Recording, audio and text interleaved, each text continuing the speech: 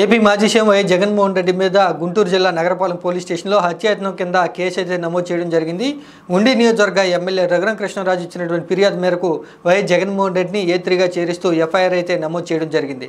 గతంలో వైఎస్ జగన్మోహన్ రెడ్డి ముఖ్యమంత్రిగా ఉన్నప్పుడు అధికారాన్ని అడ్డం పెట్టుకుని ఏపీసీఐడి పోలీసుల సహకారంతో నన్ను అక్రమంగా అరెస్టు చేశారు. కస్టడీ సమయంలో ఏపీసీఐడి పోలీసులు తనను తీవ్రంగా హింసించి ప్రాణాపాయ స్థితికి తీసుకొచ్చారంటూ కూడా రఘురామ కృష్ణరాజు ఆరోపణలు చేస్తూ ఉన్నారు. దీనికి సంబంధించి గుంటూరు జిల్లా నగరపాలక పోలీసులకి ఫిర్యాదు చేస్తూ కూడా కొంతమంది అధికారుల మీద ఎఫ్ఐఆర్ అయితే నమోదు చేయడం జరిగింది. ఏపీసీఐడి చెందినటువంటి ముఖ్య అధికారులు, మాజీ అప్పటి ఐపీఎస్ అధికారుల మీద కూడా రఘురామ కృష్ణరాజు ఫిర్యాదు అయితే నమోదు చేయడం జరిగింది. ఇంకా గుంటూరు జీజీహెచ్ చెందినటువంటి డాక్టర్ ప్రభావతి మీద కూడా రఘురామ కృష్ణరాజు ఫిర్యాదు అయితే చేయడం జరిగింది. మొత్తంగా ఈ యొక్క కేసులో ఏ3గా వైఎస్ జగన్మోహన్ రెడ్డిని చేరుస్తూ నగరపాలెం పోలీసులు అయితే ఎఫ్ఐఆర్ నమోదు చేయడం రాజకీయాల్లో పెద్ద చర్చనీయాంశంగా మారింది. అమ్మకు వందనం పథకానికి సంబంధించి రాష్ట్ర ప్రభుత్వం జారీ చేసినటువంటి జీవో నంబర్ 29 గురించి వైసీపీ పార్టీ విమర్శలు చేస్తూ ఉంది. వైసీపీ పార్టీ మాజీ మంత్రులు పేర్ని నాని, గుడివాడ అమర్నాథ్ కూటమి ప్రభుత్వం విమర్శిస్తూ కూడా ఎన్నికల సమయంలో ప్రతి తల్లికి ఎంతమంది పిల్లలుంటే అంతమందికి 15,000 కంటే ఎక్కువగా ఇస్తామంటూ హామీ ఇచ్చారు. కానీ కూటమి ప్రభుత్వం ఏర్పడిన తర్వాత ప్రతి తల్లికి ఏడాదికి 15,000 అంటూ జీవో నంబర్ 29 విడుదల చేస్తారంటూ వైసీపీ పార్టీ విమర్శలు చేస్తూ ఉంది. గతంలో వైఎస్ జగన్మోహన్ రెడ్డి అమ్మఒడి పథకానికి సంబంధించి ప్రతి తల్లికి ఏడాదికి 15,000 రూపాయలు ఇచ్చారు. మీరు ఎన్డీఏ కూటమి ప్రభుత్వం అధికారంలోకి వచ్చిన తర్వాత పేరు మార్చి అమ్మకు వందనం అంటూ గతంలో ఎన్నికల సమయంలో ఇచ్చినటువంటి హామీని తొంగలో తొక్కుతూ కూడా వైఎస్ జగన్మోహన్ రెడ్డి ఎలా అయితే 15,000 ఇచ్చారో మీరు కూడా ఆ విధంగానే చేసేందుకు రెడీ అవుతూ ఉన్నారు.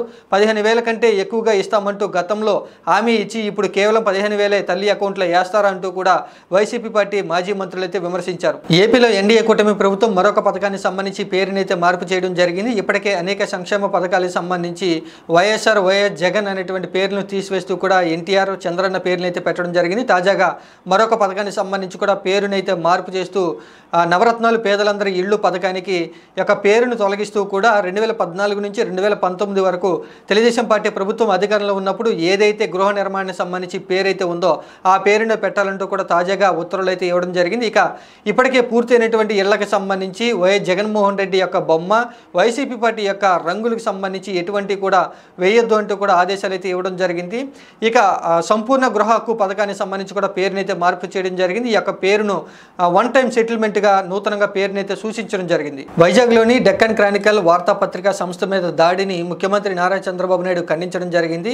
ప్రభుత్వానికి వ్యతిరేకంగా అసత్యాలు ప్రచారం చేసేటువంటి, దుష్ప్రచారం చేసేటువంటి వార్తాపత్రికలు, మీడియా ఛానల్స్ మీద చట్టబద్ధంగా ముందుకు వెళ్ళి అధికారులకు ఫిర్యాదు చేయాలి తప్ప, ప్రజాస్వామ్యంగా ఖండిస్తూ ముందుకు వెళ్ళాలి తప్ప ఇలా దాడులకు తెగపడడం అనేది సరికాదు అంటూ కూడా తెలుగుదేశం పార్టీ కార్యకర్తలకి, నాయకులకైతే నారా చంద్రబాబు నాయుడు ఒక వార్నింగ్ అయితే ఇవ్వడం జరిగింది. ఇక డెక్కన్ క్రానికల్ సంస్థ మీద జరిగినటువంటి దాడి విషయాన్ని ఇప్పటికే మంత్రి నారా లోకేష్ ఖండించడం జరిగింది. తెలుగుదేశం పార్టీ చెందినటువంటి తెలుగు యువత కార్యకర్తలు అందరూ కూడా ప్రజాస్వామ్యబద్ధంగా ముందుకు వెళ్ళాలి తప్ప పత్రికా స్వేచ్ఛను హరించే విధంగా ఇలా దాడులకు తెగపడడం సరికాదంటూ కూడా నారా లోకేష్ కూడా ఒక హితబోధ అయితే చేయడం జరిగింది.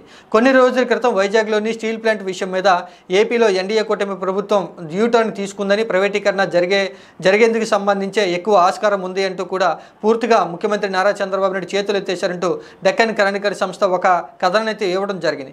ఈ కథనాన్ని చూసిన తర్వాత తెలుగు యువత, తెలుగుదేశం పార్టీ కార్యకర్తలు ఆ డెక్కన్ క్రానికల్ సంస్థ మీద దాడి అయితే చేయడం జరిగింది. పెద్ద ఎత్తున కూడా ఆందోళనలు అయితే చేయడం జరిగింది. ఇక ఆ సంస్థను జరిగినటువంటి దాడి విషయాన్ని ముఖ్యమంత్రి నారా చంద్రబాబు నాయుడు, మంత్రి నారా లోకేష్ స్పందిస్తూ ఖండించడం జరిగింది. ఏపీలో తల్లికి వందనం పథకానికి సంబంధించి జరుగుతున్నటువంటి ప్రచారాలన్నింటిని కూడా పాఠశాల విద్యాశాఖ ఖండించడం జరిగింది. తాజాగా ఒక ఉత్తర్వులను అయితే జారీ చేస్తూ ఏపీ రాజకీయాల్లో జరుగుతున్నటువంటి చర్చనీయాంశాలు, అలాగే సోషల్ మీడియాలో పెద్ద ఎత్తున తల్లికి వందనం పథకానికి సంబంధించి మార్గదర్శకాలు విడుదలైపోయాయంటూ కూడా దుష్ప్రచారాలు జరుగుతున్న నేపథ్యంలో ఆ ప్రచారాలన్నింటిని కూడా ఖండించడం జరిగింది. ఆంధ్రప్రదేశ్ రాష్ట్ర ప్రభుత్వం తల్లికి వందనం పథకానికి సంబంధించి ఎలాంటి మార్గదర్శకాలు విడుదల చేయలేని, గతంలో విడుదల చేసినటువంటి జీవో అనేది కేవలం పథకానికి సంబంధించి ఒక ఆధార్ అనేది ఖచ్చితంగా ఉండాలంటూ ఒక మార్గనిర్దేశం చేసింది తప్ప తల్లికి వందనం పథకానికి సంబంధించి ఎటువంటి మార్గదర్శకాలు రాష్ట్ర ప్రభుత్వం అధికారికంగా విడుదల చేయలేదని, సోషల్ మీడియాలో జరుగుతున్నటువంటి ప్రచారాలన్నింటిని కూడా ఎవరూ నమ్మవద్దని, ఏపీ ప్రభుత్వం త్వరలోనే తల్లికి వందనం పథకానికి సంబంధించి మార్గదర్శకాలను అధికారికంగా విడుదల చేస్తామని, అప్పటి వరకు కూడా ఎలాంటి ప్రచారాలను నమ్మవద్దంటూ కూడా పాఠశాల విద్యాశాఖ ఏపీ ప్రజలకు ఒక విన్నపం అయితే చేయడం జరిగింది. తెలంగాణ రాజకీయాల్లో ఎమ్మెల్యేల పార్టీ ఫిరాయింపులు అనేది ఇంకా కొనసాగుతూనే ఉంది. తాజాగా బీఆర్ఎస్ పార్టీ చెందినటువంటి మరొక ఎమ్మెల్యే కాంగ్రెస్ పార్టీలో అయితే చేరడం జరిగింది. రాజేంద్ర నగర్కు చెందినటువంటి BRS party MLA Prakash Goud CM Revanth Reddy సమక్షంలో కాంగ్రెస్ పార్టీ కండువా అయితే కప్పుకోవడం జరిగింది. ఇప్పటికే బీఆర్ఎస్ పార్టీ నుంచి 8 మంది ఎమ్మెల్యేలు అయితే కాంగ్రెస్ పార్టీలో అయితే చేరడం జరిగింది. ఇంకొంతమంది కూడా బీఆర్ఎస్ పార్టీ నుంచి కాంగ్రెస్ పార్టీలోకి వస్తున్నారు అంటూ పెద్ద ఎత్తున తెలంగాణ రాజకీయాల వార్తలు అయితే వస్తూ ఉన్నాయి. ఇక బీఆర్ఎస్ పార్టీ యొక్క పని అయిపోయిందంటూ కాంగ్రెస్ పార్టీ నేతలు అయితే విమర్శిస్తూ ఉన్నారు. గతంలో ఆ పార్టీ ఫిరాయింపులు ప్రోత్సహించినటువంటి బీఆర్ఎస్ పార్టీయే ఇప్పుడు మా పార్టీలోకి ఎమ్మెల్యేలు వస్తూ ఉంటే చూసి ఓరవలేక పార్టీ ఫిరాయింపులు జరుగుతున్నాయంటూ విమర్శిస్తున్నారంటూ కాంగ్రెస్ పార్టీ నేతలు అయితే చెప్తూ ఉన్నారు. ఏపీ ముఖ్యమంత్రిగా బాధ్యతలు చేపట్టి నారా చంద్రబాబు నాయుడు 30 రోజులైతే పూర్తి చేసుకోవడం జరిగింది. ఈ నెల రోజుల పరిపాలనలో నారా చంద్రబాబు నాయుడు కీలకమైనటువంటి నిర్ణయాలు తీసుకుని ఏపీని అభివృద్ధి పదంలో తీసుకువెళ్లేందుకు కృషి చేస్తున్నారంటూ తెలుగుదేశం పార్టీ చెప్తూ ఉంది. దీనికి సంబంధించి తొలి 5 సంతకాలకు సంబంధించి కూడా తెలుగుదేశం పార్టీ గొప్పగా అయితే చెప్పుకుంటుంది. పెన్షన్ల పెంపు అన్నట్లుగానే చేశామని, ల్యాండ్ టైటిలింగ్ యాక్ట్ను ఎన్నికల సమయంలో రద్దు చేస్తామని చెప్పాం కాబట్టి అందుకు తగ్గట్టుగానే తొలి సంతకాన్ని కూడా ఆయన ల్యాండ్ టైటిలింగ్ యాక్ట్ మీద పెట్టారు. మెగా డిఎస్సిని నిరుద్యోగులకు సంబంధించి ప్రకటన చేశామంటూ తెలుగుదేశం పార్టీ చెప్తూ ఉంది. ఇంకా ఉచిత ఇసుక విధానం తీసుకొచ్చి కూడా ఎన్నికల సమయంలో ఎలా అయితే హామీ ఇచ్చారో ఆ విధంగానే నెరవేర్చుకునేందుకు నారా చంద్రబాబు నాయుడు కృషి చేస్తూ ఉచిత ఇసుక విధానాన్ని తీసుకొచ్చారంటూ కూడా తెలుగుదేశం పార్టీ చెప్తూ ఉంది. ఈ యొక్క నెల రోజుల పరిపాలనలో నారా చంద్రబాబు నాయుడు ఎన్నికల సమయంలో ఏదైతే హామీ ఇచ్చారో ఆ హామీని నిలబెట్టుకుంటూ ముందుకు వెళ్తూ ఉన్నారు. ఇంకా రాబోయేటువంటి రోజుల్లో సంక్షేమ పథకాలను అమలు చేసేందుకు ముందుకు వెళుతూ పెట్టుబడులు తీసుకొచ్చేందుకు కృషి చేస్తున్నారంటూ తెలుగుదేశం పార్టీ చెప్తోంది. వైఎస్ఆర్ కాంగ్రెస్ పార్టీ బాపట్ల మాజీ ఎంపీ నందిగం సురేష్కు ప్రభుత్వ అధికారులు అయితే షాక్ ఇవ్వడం జరిగింది. ఉద్దండరాయుడి పాలెంలో నిర్మాణంలో ఉన్నటువంటి నందిగం సురేష్కి చెందినటువంటి బిల్డింగ్కి సిఆర్డీఏ అధికారులు నోటీసులు అయితే జారీ చేయడం జరిగింది. నిర్మాణాలకు అనుమతులు లేవు అంటూ కూడా నోటీసులు జారీ చేస్తూ వారం రోజుల్లోగా వివరణ ఇవ్వాలంటూ ఒక గడువునైతే ఇవ్వడం జరిగింది. సరైనటువంటి వివరణ ఇవ్వకపోతే కనుక ఖచ్చితంగా చర్యలు తీసుకుంటామంటూ సిఆర్డీఏ అధికారులు ఈ నోటీసులు పేర్కొనడం జరిగింది.